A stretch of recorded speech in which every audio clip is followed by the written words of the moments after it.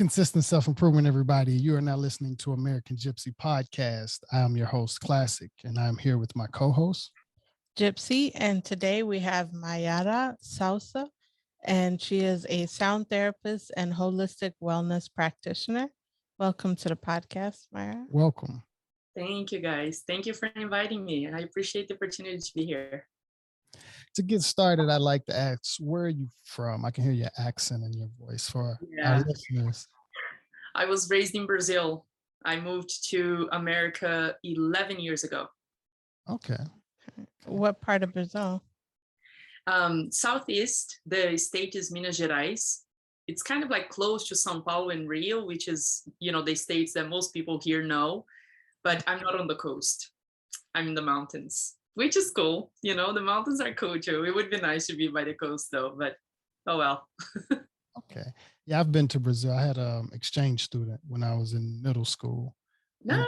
I had one in high school as well. Yeah, but I had a chance to go to Brazil for about a month. I went to. Where'd you go? Araras, if I'm correct. Araras. Araras, yeah. A little city, pretty clean. I think it was west of São Paulo. Mm-hmm. Yeah. Yep. I know Araras. That's nice. What did you think of it? I loved it. Yeah, I absolutely loved it. I was 15 at the time. I had a ball. Yeah, I had a lot of fun. There was a lot of good memories. My exchange brother that lived with us, he was actually in college when I went to Brazil. So he wasn't necessarily there. So it was a little different. I did a lot of things on my own, kind of walked around a lot and stuff like that. But we still had some fun and stuff like that. Yeah. Could you talk to people? Did you speak a little bit of Portuguese?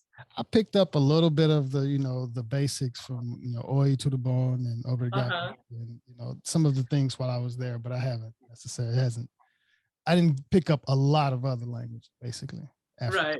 Just only some of the basics. Mm-hmm. I mean, just enough to get you by. Yeah, but I did, I walked around Araras a lot by myself, and did shopping. So it didn't stop me from doing anything. Yeah. That's good. Good. I loved it. People are fun. People are like warm and friendly usually. So it is fun. It's a good time. Yeah. And I had a family while I was there. So it was a lot different. It was pretty warm. Yeah. There you go. I was baby. And nice. we did get a chance to visit Rio. And you didn't? We did. Oh, nice. No, that's good. Rio is gorgeous. Yeah, you got to stop by when you go to Brazil, man. That's for sure. It was an amazing experience. Had the big coconut. I remember the picture that I took. I still had on my high school shirt, but I don't still have that picture. But yeah. Actually, when right before everything shut down here in LA, we were on our way. We just planned a trip to go to Sao Paulo. In Brazil, and then everything shut down. Oh, you guys couldn't go? No. Yeah. Oh man. Well, now everything is opening up again. Time to plan again. And my Brazilian brothers still telling me, it's time for you to come. It's time for you to come.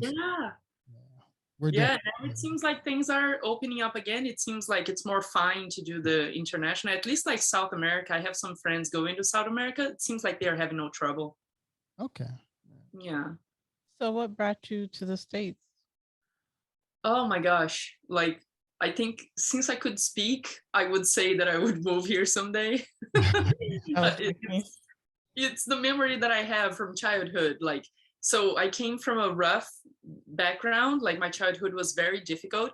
And I remember that like I would watch the movies from here, and have the influence from here. And I would like always talk about it. I want to live there someday. And people would laugh and like, no, that's not happening. It's too difficult and this and that. And, and I was always like, there was this voice within me kind of like, no, I think I can make it happen. Like I'll keep working on it.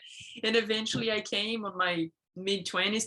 I tried the visa several times actually. Like when I was a teenager, I was working, I would save the money, go to the consulate, try the visa, and just wouldn't happen until I was on my mid-20s. And then it's when I finally came. But it was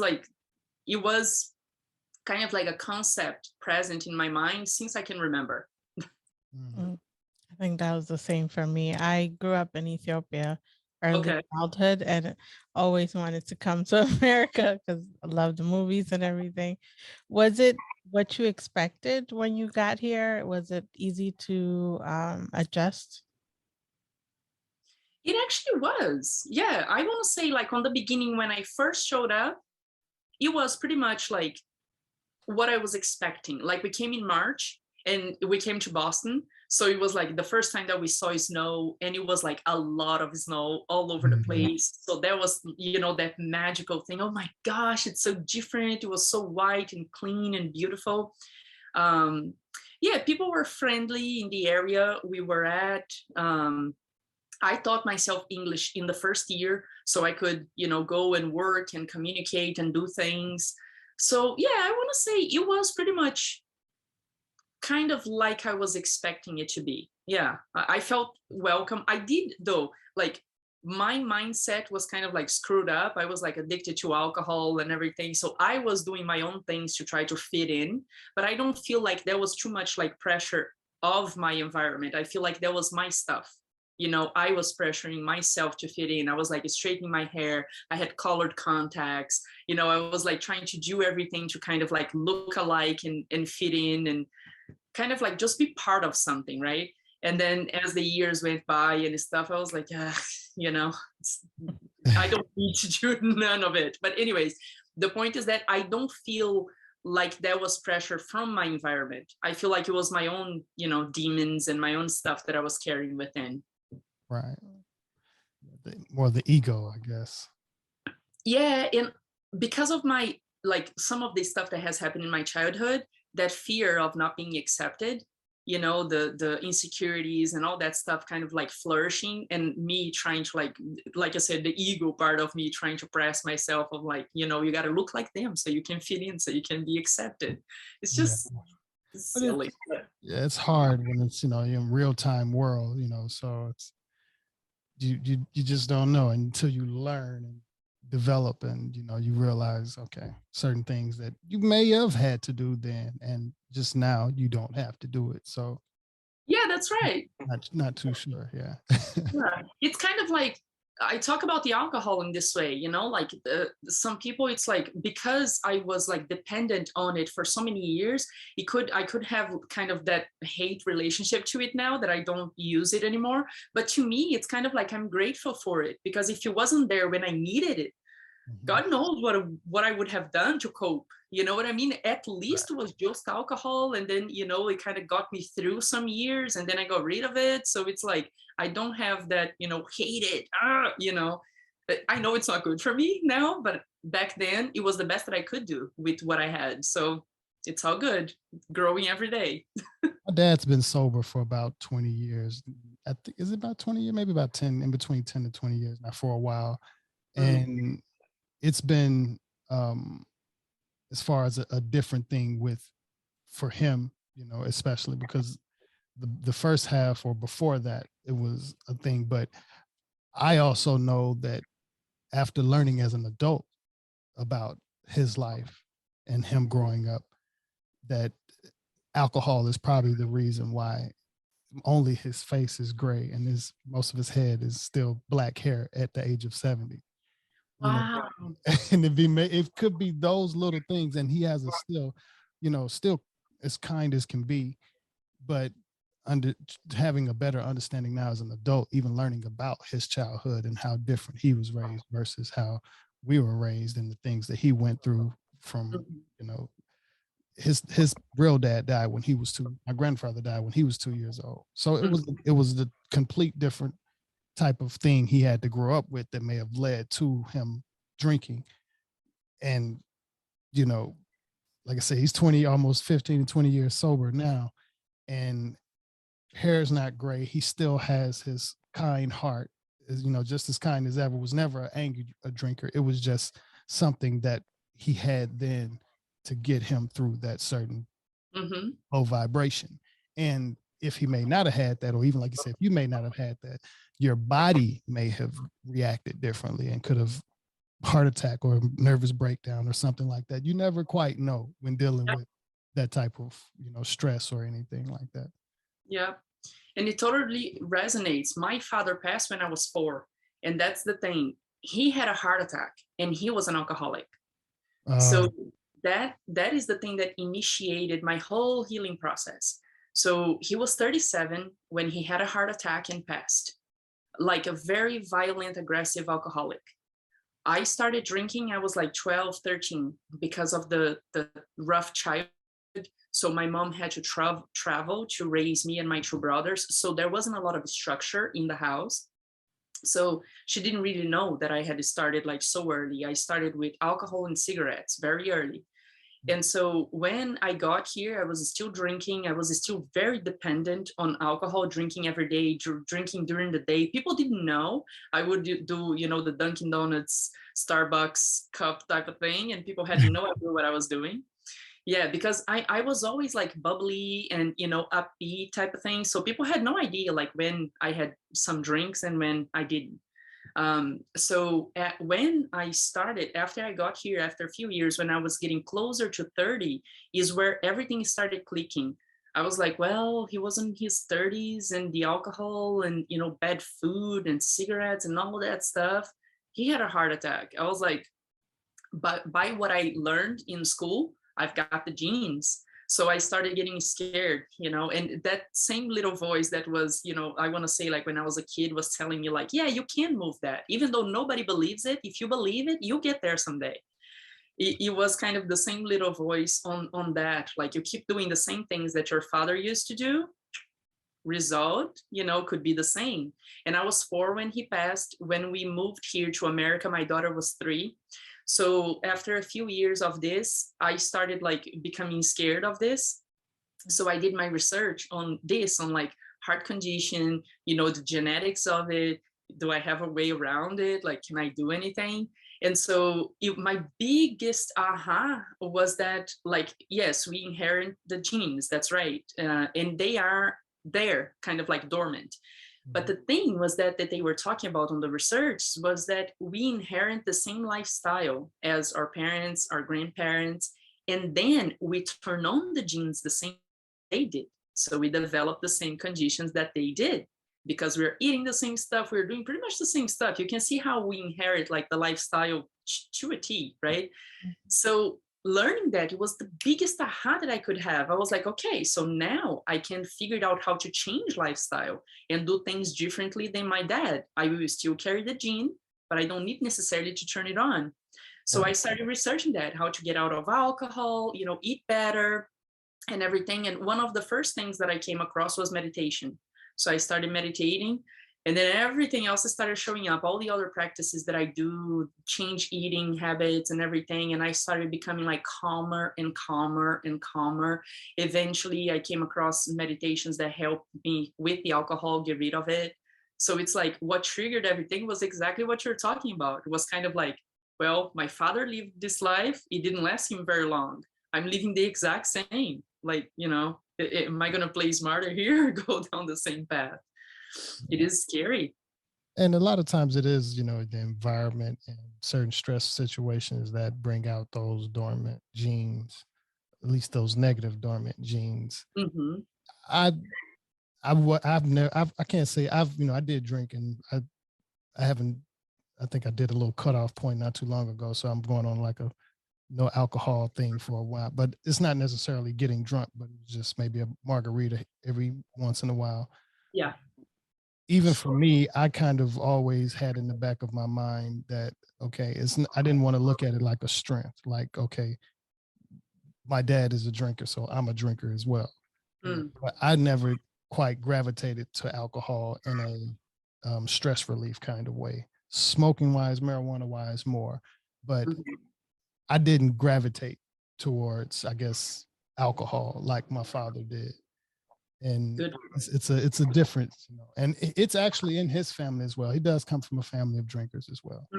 I can say I'm the youngest of 4, or what, youngest of 5. I have 4 other siblings, and I can't say alcohol is the same amongst my siblings. So it's not necessarily something that hit our generation. My mother's never been a drinker, but even I could say it's separate from alcohol. I could say that the heart attack thing has still be there without the alcohol stress in certain genes.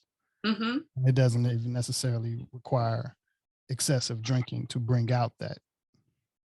Yeah, it could be bad diet or environment stress and things like that that can trigger those types of those things. Yeah.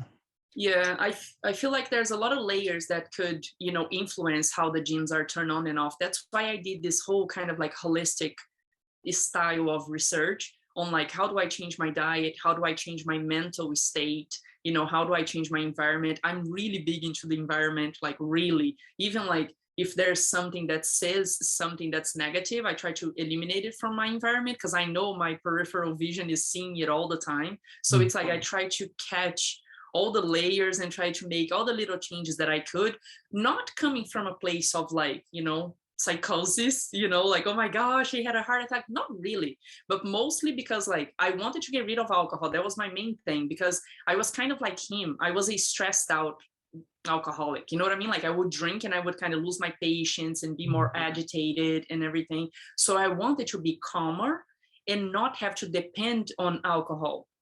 And so finding that is where I found everything else. So I mean, it was just like add up, you know, but I totally agree with you. Like there's, you know, different layers of things that could come and turn on those genes. That's for sure. I believe that like the stress is like a huge thing that doesn't matter what kind of stress, physical, mental, psychological, it can, the emotional stress. Oh my gosh, like the researchers are showing a whole bunch of that, like how the emotional stress, the stagnated emotions are, you know, turning on genes and people developing diseases and stuff coming from stress. So yeah, there's a lot of layers to look at for sure.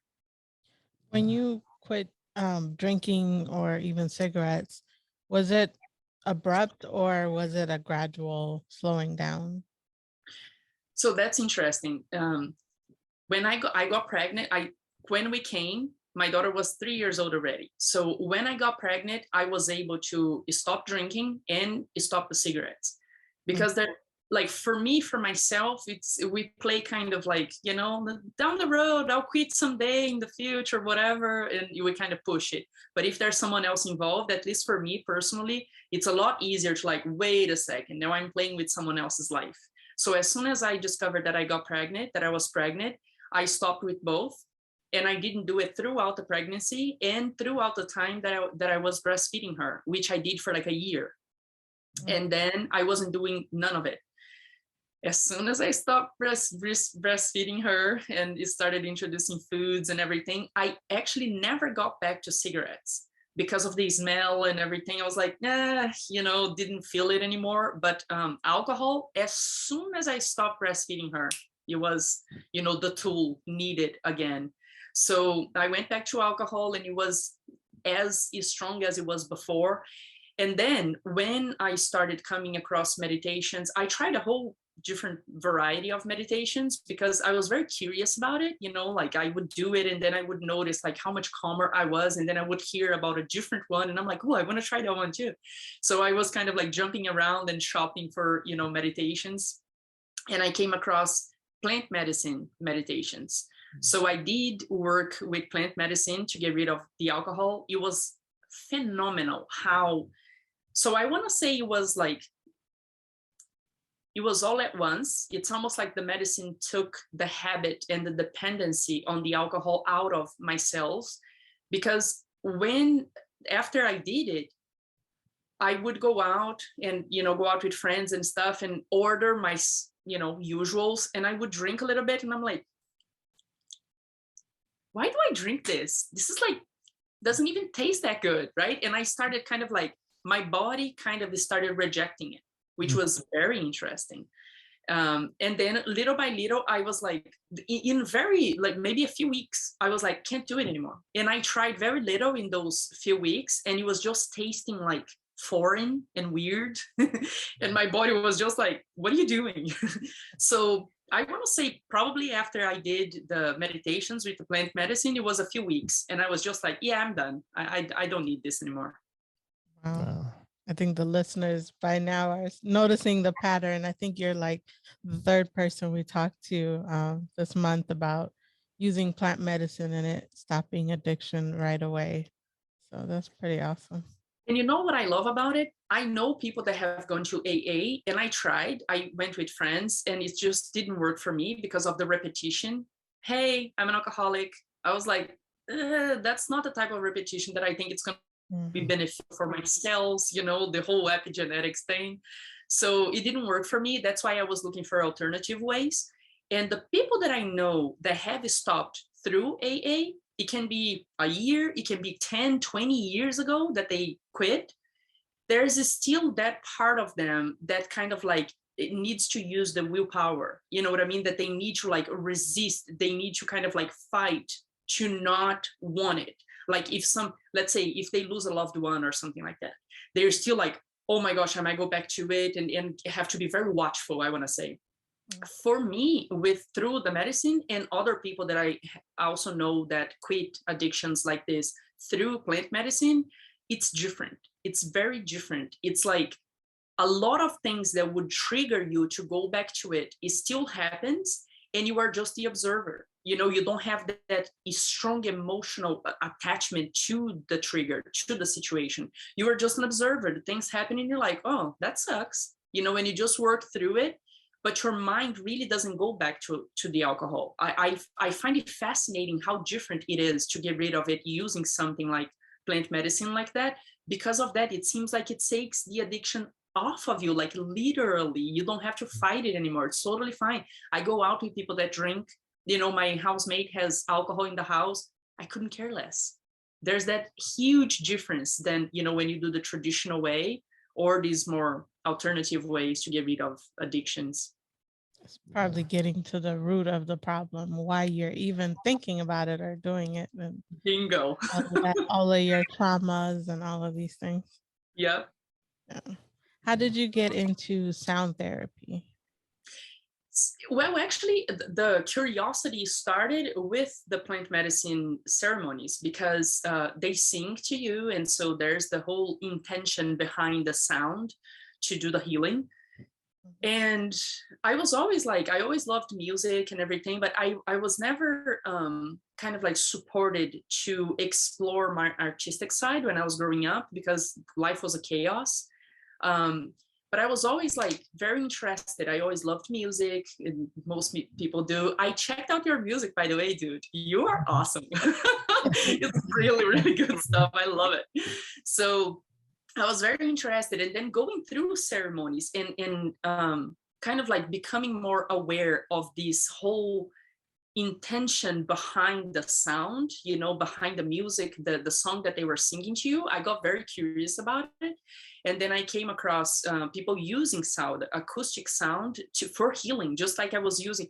And to me, pretty much like, it was the medicine with the sound that, you know, did this whole healing process for me in ceremony. So I got interested, got to research more and more, and I came across this specific method that is like tuning the biofield of the body, the electromagnetic field that we have around our body.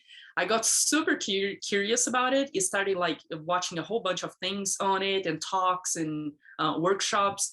And then I did the training and started doing it. I was working with people that were working with the medicine. So they were already aware of sound with intention, how the healing works, like the science behind it, the research on it. So it was easier. I was living on the other side of the country. And so I started working with it there. And then I just came to Florida and I started, I'm still like establishing my practice here in Florida. But yeah, that was pretty much the reason. Like the medicine kind of got me in contact with the whole sound for healing, and that was very intriguing. The more I researched, the more I wanted to do it, and then it helped me to heal a variety of other things, you know, dysfunctional like eating habits, and you know, other more subtle things. After the alcohol was out, more subtle things, I started healing and getting feedback from people, feeling better, like mentally, you know, being able to like shift mindsets and, you know, like stories that they have been telling themselves forever, and, you know, just getting them stuck in the same place in life. You start and do, you know, we do like a few sessions, and then they start noticing. And it's funny because they say the same thing that I was saying. The situations still happen, that used to be a trigger. And then they say, but I can just observe. I don't have to jump on anybody's throat, you know, I can just observe the situation and have a more grounded response rather than, you know, that explosive reaction that I used to have. So I love that, like that release of stress that the sound, you know, allows us to do. And I saw that before within the medicine, within the ceremonies and the singing and everything. So I was like, I gotta do something like this, dude. I gotta, you know, work sound somehow. And it was awesome. Like, I love doing it. I love talking about it, sharing how it works and doing it to people. The feedback is amazing. It's so cool what it can do. Yeah, I think when I first heard like sound therapy, I was thinking like the sound bowls, the Tibetan sound bowls. But when I looked at your website, I saw the tuning fork, which came into my radar like very recently. So I was interested in that. Like, how does that work with the tuning fork and tuning people? So the bowls are kind of like, you have this sound bath that is like very relaxing and everything, but I feel like from my perspective, it's kind of like broad, right? You go and you relax and it's great. The way we use the fork, it's more specific. Like, you show up with something that you want to work on and we work on that. So it's like, that's the big difference that I see in between the two. You can be very relaxed by the end of a session, but we are working on something very specific. You know, you might be feeling depressed or anxious or like super stressed out with something. You might have like chronic pain or, you know, chronic conditions of some sort that you want to address. And so we use the input of the fork to allow the body to do its own healing, because the body knows what to do. It's just the static of our environment doesn't allow the body to get there. There's a stressor, you know, that's causing the body to manifest whatever it is that you came to work on. And so when you lay on the massage table and you relax, your body will listen to the sound waves of the forks and it will know how to harmonize itself using that sound from the fork to harmonize that area of imbalance that we are working on, that there's something there that is off, that is out of harmony with the balance of the whole body. That's why we say we're tuning the electromagnetic field around the body, because it works all together, right?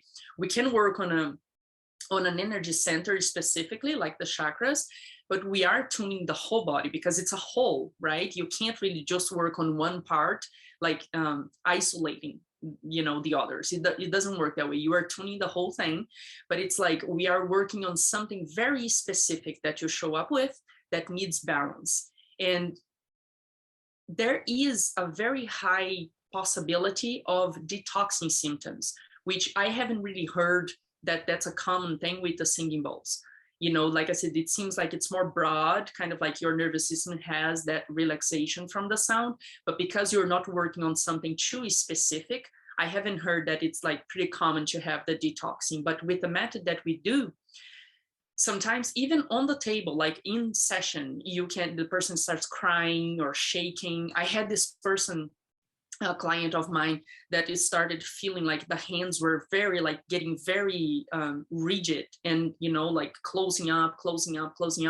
And there was a lot of tension that needed to be released there. So we kept working with the forks. We also work with the weighted fork that we strike and we put the vibration directly on the body. So that vibration, you can feel it coming, you know, all the way. If I put it on your hand, you can feel it going up your arm and you can feel it coming all the way to your heart.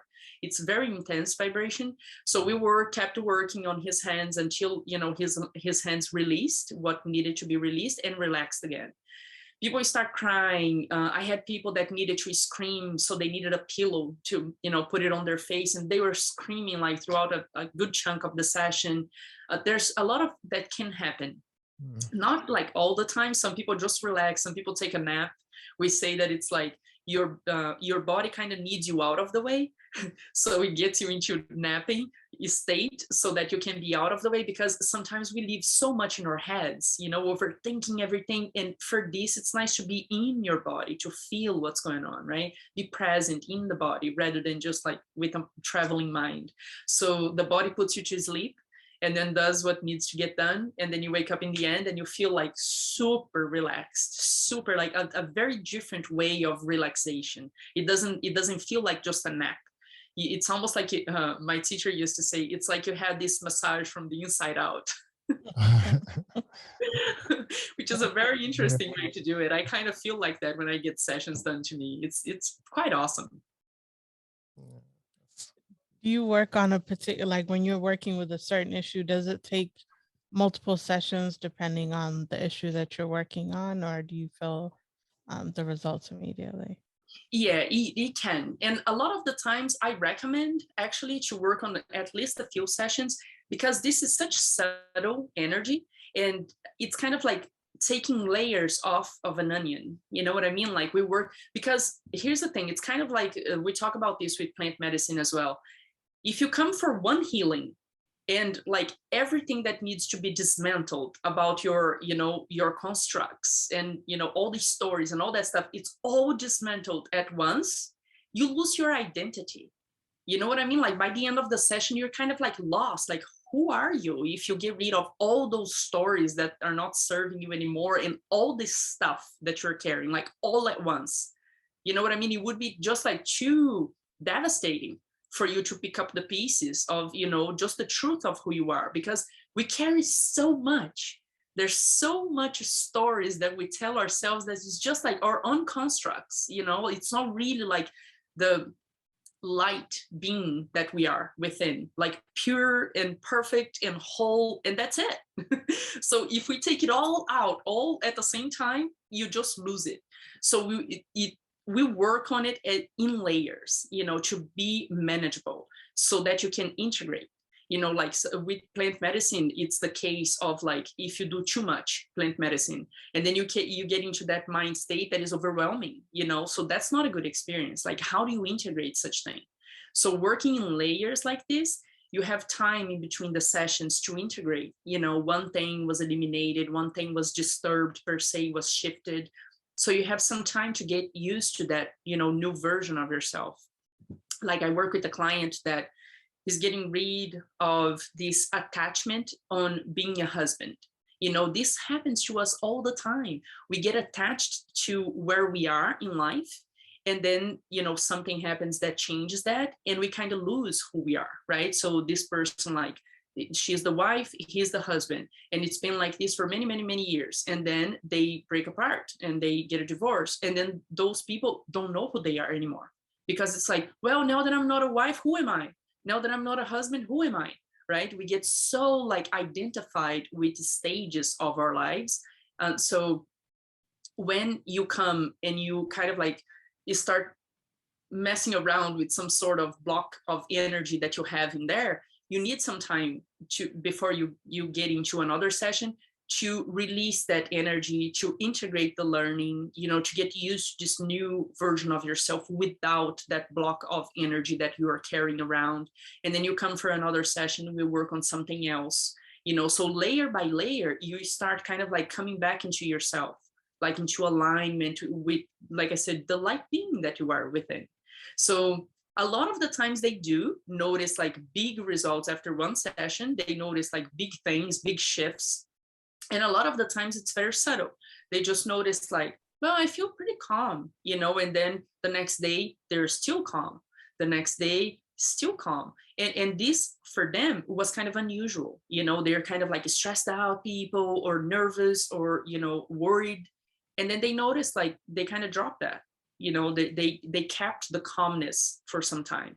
And then you come back again, you release something else. And then with the time on doing sessions on a regular basis, I would say, you notice how calm you are. There's nothing really that's going to happen in your environment that's going to trigger you. You're going to have that grounded response rather than the explosive reaction that, you know, it's usual when you are carrying stress. Yeah. I'm sorry, go ahead. No. I'm just thinking as certain things, even just as a musician, and how, you know, certain stress level works, even with dealing with the tuning forks. Are they tuned at certain vibrations? Yeah. Okay. So we have Schumann, frequencies. Yeah, frequencies. We have the Schumann frequency, which is the same as the electromagnetic field of the Earth itself. So we do get really connected to nature, to the Earth as we do this work. We have the Fibonacci, which is like, they say, the fabric of the universe. So yes, it is different. And they are like tuned specifically to work in a certain way. So it's like you could try to use tuning forks that you might have, just like I was talking about the bowls, right? The singing bowls. You could use for that relaxation type, which is awesome. You know, whose nervous system doesn't need some relaxation, you know?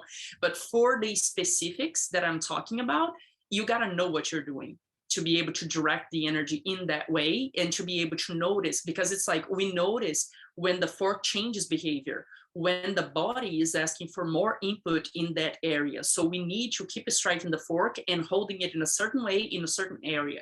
And if you don't learn how to observe the behavior of the fork, you are just going to be, you know, kind of like moving them around, kind of like aimlessly. And then I don't know, like, if you could achieve this kind of result that is very specific, very aimed into something. Okay. So what are some of the examples of things that people, or a lot of common things that you see people coming to you to kind of deal with using the tuning method? Mm-hmm.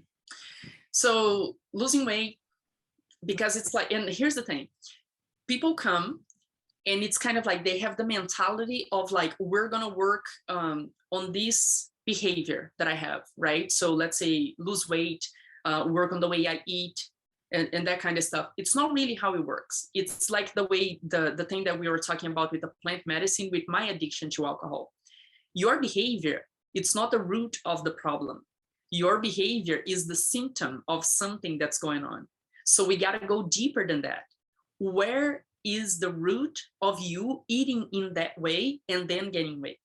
Right? So we don't work on the behavior, we work on the roots. So there's a lot of work on the mental, on the mindset, to shift mindset and to achieve the results that they came looking for. So they come looking for loss of weight, kind of like reprogramming their way of relating to food, you know, to have a healthier relationship to food.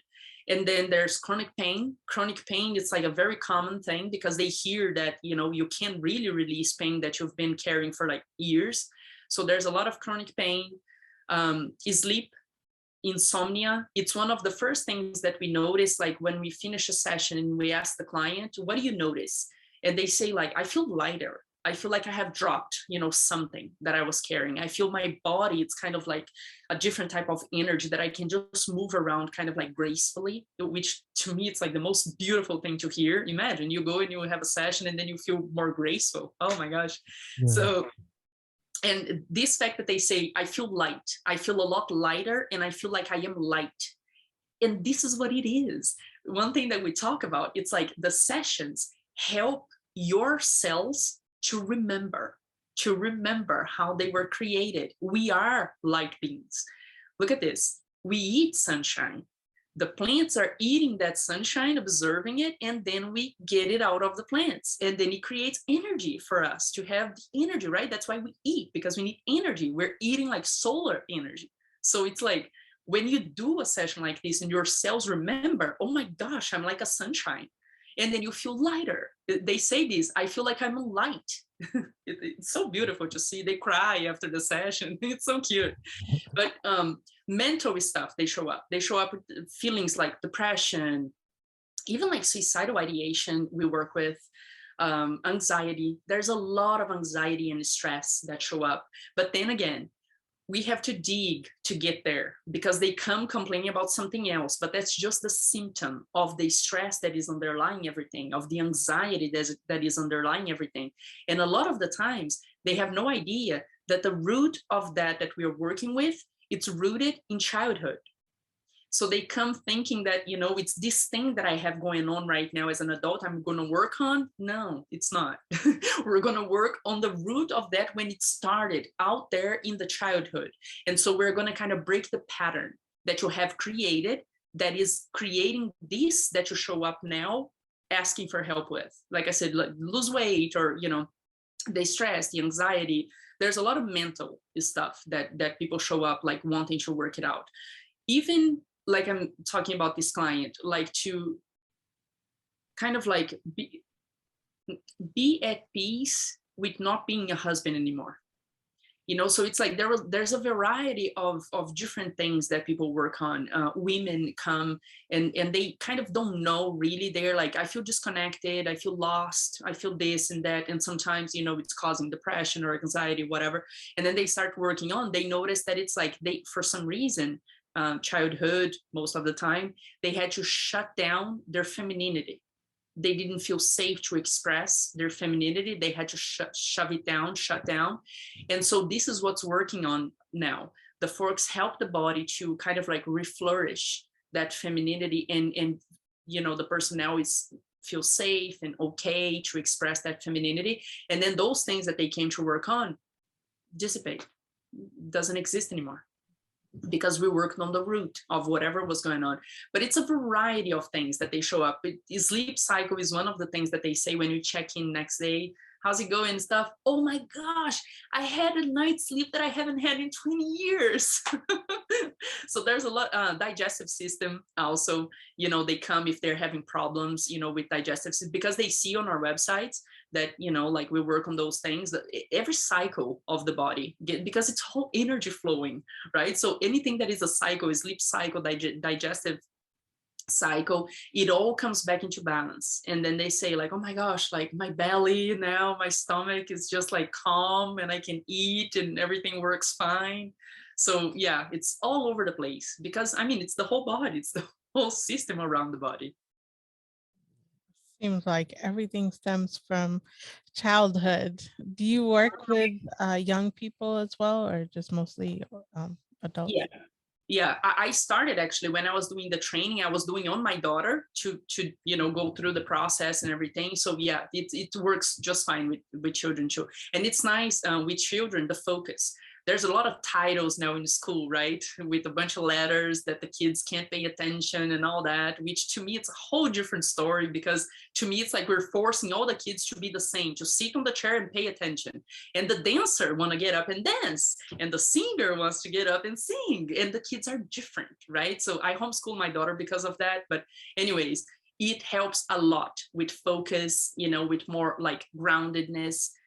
You talk with a kid that is grounded, there's nothing more beautiful in this world, you know, like that it's not like all over the place, or even depression, anxiety, because the numbers of anxiety and depression and suicidal ideation in younger and younger and younger kids, it's been like monstrous. It's scaring me. So I do work with kids, and I appreciate the opportunity to work with kids, get them more, you know, grounded. And I feel like afterwards they're more content, you know, with life, with just the way it is. It's fine. So how do you like Florida? I do like Florida. The weather is pretty similar than in Brazil. I lived in Boston, which was nice because I got to see all the seasons and everything. I did enjoy that because, again, like I said, the snow was new, you know, everything was so new. So I enjoyed that for some years. And then Seattle was a little bit harder to get used to, because this thing that I'm talking about with the sunshine, I have a very intense, deep love relationship to the sun, with the sun. Yeah. And so being in Seattle, it was harder to adapt. It's gorgeous though. It's like, because it rains so much, there's a lot of green everywhere, which I love. But I noticed that I was starting feeling a little bit depressed. Like a lot of people that I know there feel, you know, the weather weight. Yeah. So coming to Florida after Seattle, it's like, oh gosh, it's kind of like that deep breath, you know, that you can finally take. So I do like it here. I appreciate the weather absolutely very much. Is there a pretty big client community that's there for what you do? So I'm building it now because, like I said, I just came a few months ago. Okay. However, it's surprising to me how much people here don't know as much about the process as the people knew when I was out in Seattle.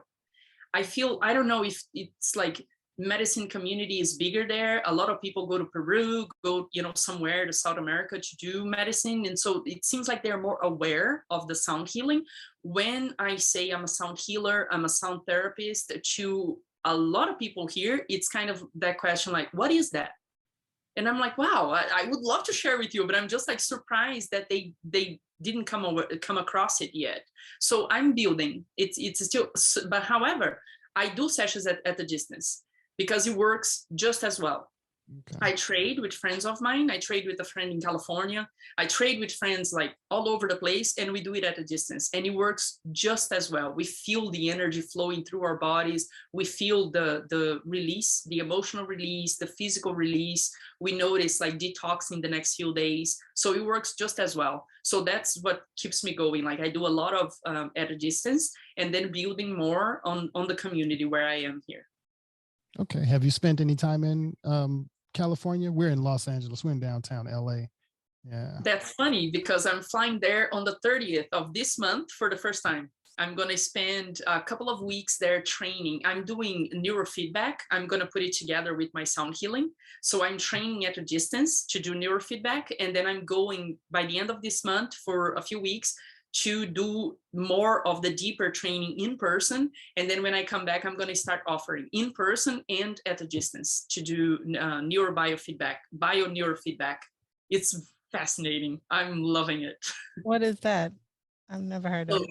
You do the cap with all the electrodes to measure your brain activity. And then you compare the brain activity to a database that they have, like your age, your gender, whatever it is that they are trying to calculate. And then they see which areas of the brain that needs to be retrained. If you have a lot of trauma when you were a kid, you retrain maybe the amygdala for anxiety or, fear. So comparing your brain activity to the data, they know which areas of the body to work on, to retrain so that you can work on whatever it is that you're working on, be it depression, anxiety, stress, focus, whatever it is. And then they create a protocol. I'm working with a couple of friends that I have out there. That's why I'm going to California. They are neuroscientists and psychologists. So they create a protocol to retrain your brain. So you use the cap again, you do several sessions using the cap and watching this software program that will retrain your brain. So you rewards the brain when it's working properly, calmer in that area that you are retraining, and you make the screen, go darker when the brain is getting agitated in that area. So that retrains that area of the brain for you to release whatever it is that you are working on. Like I said, you can work on a variety of different things: focus, ADHD, depression, anxiety, stress, and then it retrains the brain to become calmer in that area. It's so cool. That's amazing. That's awesome. I know it is kind of soon. Usually we'll say, if you're ever in Los Angeles, feel free to stop by for an in-studio session. So it's up to you if you want to stop by, even though I know it's kind of soon. But yeah, maybe we could. I have to see how busy I'm going to be. I'm going to be in Santa Barbara. It's kind of close, right? Yeah, a couple of hours. Yeah, couple hours. Yeah, I think. Mm-hmm. Yeah, I gotta see how busy I'm gonna be. It would be fun though to come in person and do another one. That'd be nice. Yes, we had our, was it second or first? I think it was first. First return, but he actually came in, so he was a second time, but he came physically. So there you go, just like it would be for me if I can stop by. That'd be great, and being my first time in California too, that'd be so fun. Yeah. So we're in. Yeah, let's see if maybe it works. And I was going to ask for our listeners, what are like the rates usually for, if they're interested in getting like a session, or usually on your sites or things like that? So like I said, I try to motivate people to do at least 3 sessions, in a row. Doesn't have to be like right away. You can even do once a month if you want. I would say do closer, like once a week or every other week for the beginning, to kind of like start with the heaviest things that we're working through. So if the person gets a package on my website for 3 sessions, they are $100 each. But then if you want to just experiment and do just one, I charge $120 for each session separate like that. And it's kind of like around the price that I see my peers charging as well. The kind of like irrelevant where you are in the country, because we do a lot of sessions at the distance. So I would say it's pretty much, you know, around that range. Okay, because I know they do it with a few of the yoga sessions that they have out here in California. So it's really big. Like I say, even comparing it to, you know, if it's big in certain places. Yeah, of course. Yeah, and we do group sessions too. They also work very well. It seems like the whole process becomes like we call it like, it's almost like a spirit or creator, God, the universe puts together to work on the area that everybody will benefit the most in the group session. So if we have like 10 people, it's like it turns out that we work on an area that is beneficial for all 10. Even if like one of them showed up, you know, thinking that their problem was in another area of the body or mind or whatever, it ends up that the area that we work on when we have a group session, it's beneficial for everybody in the group. It's very fascinating. And we do group sessions at the distance, we do it in person, and then it gets easier. Like some people charge like 20 bucks a person, 30 bucks a person, some people 10 bucks a person, depending on, you know, how big of a group you have. So it kind of varies. There's ways to do it. You know, if you are curious about it, and you are interested in like checking it out, there's ways to do it that, you know, makes it easy. Okay. Yeah. Appreciate you sharing that with us. Yeah, definitely. Yeah, absolutely. And before we get ready to close out, could you definitely let us know where they can find your website? And we'll have links and everything before, but you can let them know about new projects that you're working on and where they can find you and things like that. Yeah, absolutely. So my website is Mayara Souza, Mayara-Souza. And you are going to find everything there. There's links to all my social media. All the stuff that I'm working on is in there. The email, if you want to reach out, is love.mayarasouza at gmail.com. And yeah, the projects, it's just like establishing my practice in Florida now. Is still working with the clients that I have, you know, all over the place that I do at a distance. And now I'm excited about the neurofeedback. As soon as I'm done, I'm going to implement them together, work on them together. And then there's other projects that are a little bit more down the road. I put this program together, working on all these tools that I have talked about that I used on my own healing.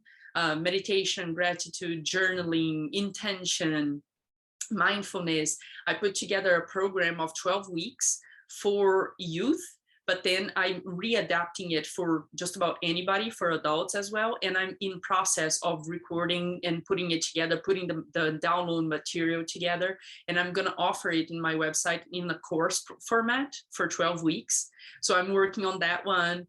And then writing a book on, you know, everything that has happened to me in my childhood, all the healing process, all the tools that I used and all of that, which, like I said, it's more down the road, because all this stuff that I'm doing for now, it's keeping me very busy. So I'm not really like active on the book right now, but there's, you know, some chapters done, the structure is done. So I'm very excited about that one too, when it finally, you know, comes to life. But yeah, it's always about, you know, now I want to do more podcasts, because I noticed the need for people to get more explanation on how the method works. And especially now that I'm implementing neurofeedback to it, I feel like the more I can talk about it, get, you know, in front of the most people have access to it. They know it's a thing. It's very beneficial. It's easy, non-intrusive, you know, like doesn't do anything to your body. And it actually helps you release stuff that was put into your body, you know, toxins and all that environmental toxins. You really release those. People have a lot of detoxing symptoms when they are releasing a lot of those. So I feel like for me now is to be in front of as many people as I can, you know, being in podcasts and, you know, getting the word out so that people know that this is a thing, you know, very beneficial, very easy to do, very smooth work. And, you know, try to help as many people as I can to heal as I've been doing myself. And we're really glad you brought some of that knowledge to our podcast, because we love alternative methods of healing here. Yes, and it's been an amazing conversation. Really thank you guys. Thank you for inviting me. I appreciate it. One more question, because since you brought up the topic of books, and that's one of the things I noticed on your site. Can you, for the listeners looking to improve their life, or just some books you like recommending to people if they're 1 or 2 books you'd like to recommend? Oh my gosh, I love books. Like I have a huge list on my website. So your list. That's why I asked. Oh my gosh, I love it. And I read like cool stuff, that I recommend to people and they're like, oh yeah, I really enjoy that one. So I would say one of the ones that I work with the most on when I'm working with clients is A Course in Miracles. I absolutely love, love, love that book. It really helped me, like we were talking about earlier with the ego, to be able to discern, when the ego is kind of like creeping in and kind of like influencing my behavior. And when I'm more in alignment with my, higher self, with spirit, and just like listening, what is for the good of all, for the greatest good of all. So it really helps to keep my mind kind of like grounded in that sense. So I highly recommend for you to check it out. It can be a complex book if it's the first time you came across it, but I would say try again, maybe give it a couple of days and stuff and read another part again and try again. I came across it several times until I decided to really sit and study it, because the language can be like, I'm not sure if I'm following this and stuff, but I would say stick with it because it can like transform your life. You are able to catch the ego before you do stuff that you might regret later. And another one that the guy, I feel like he took the teachings from A Course in Miracles and he wrote this one that's called Radical Forgiveness. Have you guys heard of it? I feel like I've heard of it recently. Yeah, oh my gosh. After I finished, I was like, this is another one that I got to put on top of my list. It's just like fascinating how he explains how, the things that happen with us in our lives, the relationships that we manifest and everything, they are all perfection. They were all chosen for, like, we chose to be here together with the people that trigger the heck out of us because those are the ways that we are here to heal. We are here to grow from those experiences. And a lot of the relationships that we manifest as adults, they are just mirroring to us what needs to be healed from childhood. So it's like they're playing out this person that we might call them an asshole, like, oh, these things that they do that piss me off and stuff. They're just playing out beliefs that you are carrying with yourself that you deserve such thing. So you must look within yourself to shift those beliefs from childhood, and the person's behavior transforms right in front of your eyes. And I've done the exercises of like forgiving and just letting go, letting everybody be who they are, do what they will, and just be fine with it. And I watch their behavior transform right in front of my eyes. They never do anymore the thing that used to trigger me. Why? Because I learned what they were trying to teach me by behaving in such way. As soon as I let it go, forgive, let them be who they are, they don't do it anymore. So to me, it was like a fascinating book. I recommend it like all the time. I absolutely love it. Besides, like, getting to understand the Bible better, because man, the teachings in that book are fascinating. I was studying the history behind the Bible and it was just like blowing my mind. So I like the classics like that. I do study the Bible and get to learn from it, from the stories and everything. Yeah, Course in Miracles. Oh my gosh, I could talk about books like forever. Great recommendation. You definitely sold it for me. I like that. I love it.